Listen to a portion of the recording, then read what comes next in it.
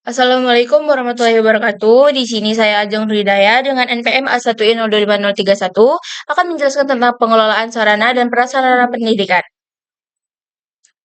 Yang pertama itu pengertian. Sarana adalah segala sesuatu yang digunakan secara langsung dalam proses pembelajaran. Contohnya seperti buku pembelajaran, alat tulis, meja, kursi, komputer, dan alat peraga.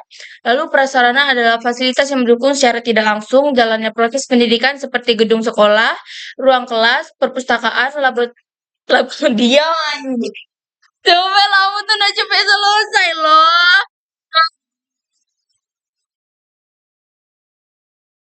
Itu tadi. Tapi gak enak banget. Ih, panjang videonya, sumpah. Krem. Bajingan emang sih. Assalamualaikum. Assalamualaikum warahmatullahi wabarakatuh. Hai, saya Ajeng Hidayah. Di sini saya akan menjelaskan tentang pengelolaan sarana dan prasarana pendidikan. Yang pertama itu ada pengertian. Sarana adalah segala sesuatu yang digunakan secara langsung dalam proses pembelajaran. Contohnya itu seperti buku belajar, alat tulis, meja, kursi, komputer, dan alat peraga. Sedangkan prasarana adalah fasilitas yang mendukung secara tidak langsung jalannya proses pendidikan seperti gedung sekolah, ruang kelas, perpustakaan, laboratorium, dan juga lapangan olahraga.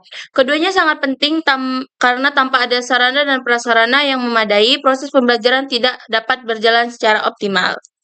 Kemudian ada tujuan. Tujuannya itu yang pertama, menjamin tersedianya fasilitas pendidikan yang lengkap dan layak dipakai. Kedua, meningkatkan kualitas proses pembelajaran di sekolah. Yang ketiga, menciptakan lingkungan belajar yang nyaman, aman, dan kondusif. Yang keempat, yaitu mengoptimalkan penggunaan fasilitas agar tidak ada pemborosan. Yaitu ada prinsip yang pertama itu efektivitas penggunaan fasilitas harus sesuai dengan tujuan pembelajaran. Kemudian ada efisien, penggunaan sumber daya harus hemat dan tidak berlebihan. Lalu transparansi, pengelolaan harus terbuka dan dapat dipertanggungjawabkan. Kemudian ada akuntabilitas, semua kegiatan harus bisa dipertanggungjawabkan secara administratif dan berkelanjutan. Fasilitas harus dijaga agar bisa digunakan dalam jangka panjang. Yang pertama ada tahap perencanaan. Tahap ini meliputi identifikasi kebutuhan sarana dan prasarana, penentuan skala prioritas, serta penyusunan anggaran. Perencanaan yang baik akan membantu sekolah dalam memenuhi kebutuhan secara tepat dan terarah. Kemudian tahap pengadaan, yaitu dilakukan melalui pembelian, bantuan pemerintah, atau hibah. Dalam proses ini perlu diperhatikan kualitas barang, kesesuaian dengan kebutuhan, serta pencatatan dalam daftar inventaris. Kemudian ada tahap pemanfaatan, di mana sarana dan prasarana harus digunakan secara optimal sesuai fungsinya. Penggunaan perlu diatur melalui penjadwalan dan diawasi agar tetap terjaga dan tidak disalahgunakan.